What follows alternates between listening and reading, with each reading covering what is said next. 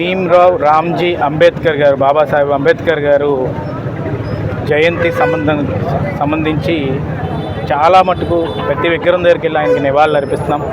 ఆయన జయంతి సందర్భంగా ఈరోజు బొడ్డుపల్లి అంబేద్కర్ విగ్రహం అంటే మాకు చిన్నప్పటి నుంచి కూడా మేము చూస్తూ పెరిగాం.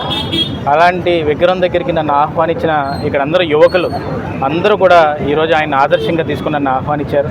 నన్ను ఆహ్వానించిన ఆయన విగ్రహం పెట్టడమే కాదు, చాలామందికి నేను ఇప్పుడే చెప్తున్నాను, అలాంటి వ్యక్తిని, అలా మహోత్తరమైన వ్యక్తిని మనం ఆదర్శంగా తీసుకోవాలి.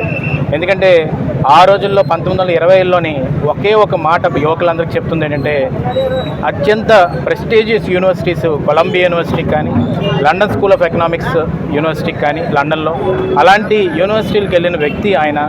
అలాగే ఆయన సతీమణి రమాబాయి కూడా ఎంతో త్యాగం చేసిన వ్యక్తిత్వం కలిగిన వ్యక్తి ఆమె. అందరూ ఉమెన్ కూడా ఆమెని ఆదర్శంగా తీసుకోవాలి. ఆయన జయంతి రోజు ఆమెని కూడా నేను గుర్తు చేస్తుంది. ఎందుకంటే నేను పూణేలో చదివినప్పుడు ఇద్దరు విగ్రహాలు కూడా నాకు ఎక్కడ పడితే అక్కడ కనబడతాయి. అప్పుడు నేను చరిత్ర తెలుసుకున్నప్పుడు రమాబాయి గారు కూడా ఎంత కష్టపడ్డారు ఆయన గురించి అని చెప్తూ ఉంటారు.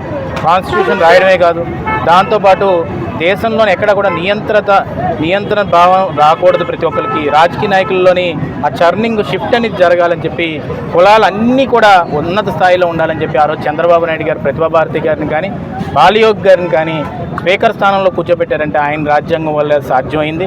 అలాగే ఈరోజు ప్రెసిడెంట్ ఆఫ్ ఇండియా కూడా కూర్చున్నారంటే ఆయన రాజ్యాంగం వల్ల సాధ్యమైంది. అలాగే మనం చూసుకుంటే ఆయన ఉద్యమాలకు కూడా ఎంతో ఆదర్శంగా నిలిచిన వ్యక్తి.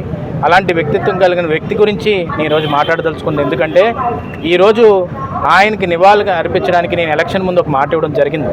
దాన్ని ఏంటంటే, అది డాక్టర్ సుధాకర్ గారు ఈ నర్సీపట్నం ప్రాంతంలోనే చనిపోయారు. ఆయన చనిపోకముందు ఇంటర్వ్యూ నేను చూశాను. ఆ ఇంటర్వ్యూలో ఆయన ఏమన్నారంటే, నేను అంబేద్కర్ గారిని ఇన్స్పిరేషన్గా తీసుకొని ఈ ప్రాంతంకి వచ్చి ఏజెన్సీ ముఖ ద్వారా నర్సీపట్నంలో సేవ చేయడం మొదలుపెట్టాను. కోవిడ్ టైంలో కూడా పేషెంట్లని ఆయన కారులో ఎక్కించుకొని ముందుకెళ్ళానంటే ఆయన అంబేద్కర్ గారి ఆదర్శంగా తీసుకోవడం వల్లే అని ఆయన చెప్పారు. కానీ దురదృష్టవశాత్తు ఎవరి వల్ల చనిపోయారో, ఏం చనిపోయారో కానీ ఆ రోజు ఒక మాస్క్ అడిగిన పాపానికి ఆయన చంపేశారు. చనిపోవడం కూడా చంపేశారు. కాబట్టి ఆయన పేరు మీద ఈ నర్సీపట్నం ప్రాంతంలో లైబ్రరీ ఉండాలని చెప్పి ఒక జీవితాశయంగా నేను పెట్టుకున్నాను.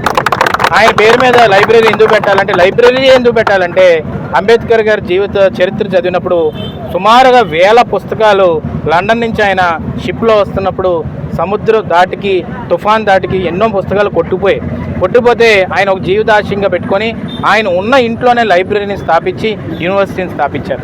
కాబట్టి ఆయన ఉద్దేశం ఎప్పుడు ఏంటంటే, బుక్స్ ఉంటే చాలు, పిల్లలందరూ కూడా ఇన్స్పైర్ అయ్యి చదువుకుంటారు. రాజు అనేవాడు ఒక రాజ్యానికి మహారాజు, కానీ చదువుకునేవాడు ప్రపంచానికి మహారాజు అని చెప్పిన వ్యక్తి అంబేద్కర్ గారు. కాబట్టి రానున్న రోజుల్లో ప్రతి ఒక్కరు కూడా ఆయన ఇన్స్పైర్ అయ్యి ఆయన ఆదర్శంగా తీసుకొని ఉన్నత స్థానంకి వెళ్ళాలని చెప్పి సందర్భంగా మీ అందరికీ సౌన్యంగా మనం చేస్తాం.